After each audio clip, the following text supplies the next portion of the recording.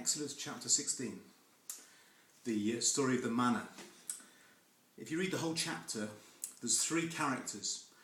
One is God, who is the provider of the manna, and the other is Israel, all of them together, as the grumbler, as the servant of God, who gets it wrong, and the other is Moses, the negotiator, the one who stands between.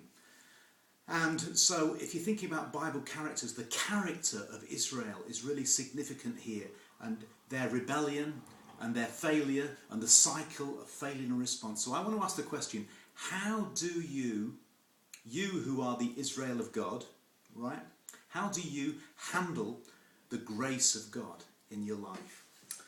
Now, get the story. Israel has been on the road through the desert for 1 month, and they are starting to complain. Well, why is that? Simply because their food stocks that they've carried on their backs and wagons from Egypt are beginning to run out. So it's pretty reasonable, isn't it? You can only eat packed lunches for so long. And they start to grumble and complain, and in the process they forget what God has done for them in the past, and how far he'd brought them, and the mighty deeds he has wrought for them on their behalf. And we do this all the time. We have a selective memory. We remember what we want to remember. Not only did they forget what God had done in the past, but they reinvent history.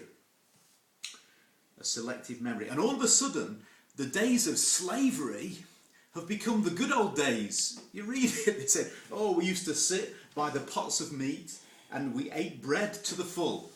What? While they were whipping you to build the pyramids. And they twist their ideas of the past, and also they start to twist their ideas of the present. And last month's heroes, Moses and Aaron, all of a sudden have become these serial killers who brought them into the desert to kill the whole lot of us.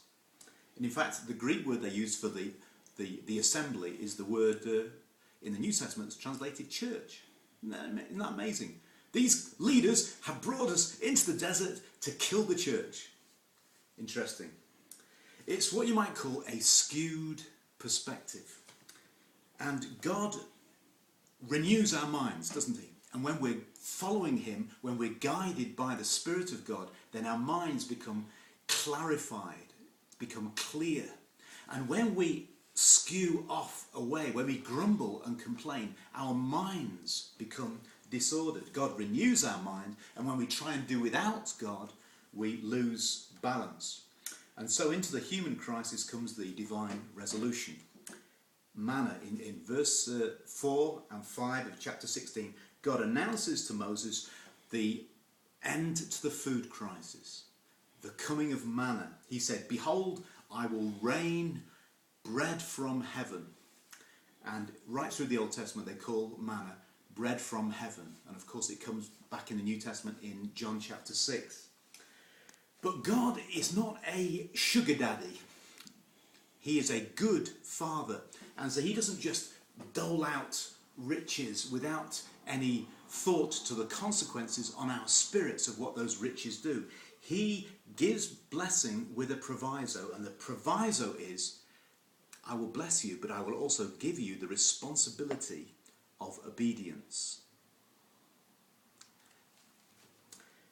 And Jesus said the same thing. He said, you know how to give good gifts to your children, even though you're evil.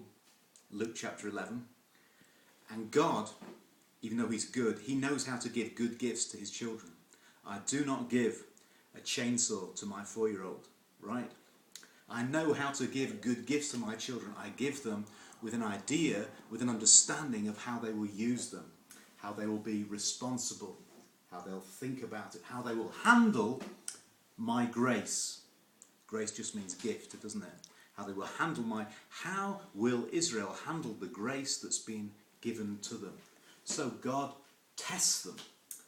He doesn't always test us with poverty, or illness or circumstance like that.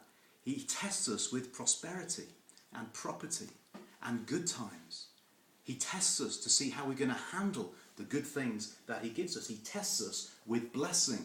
So when I say, how will you handle grace? I'm saying, how will you handle the good things that God allows in your life?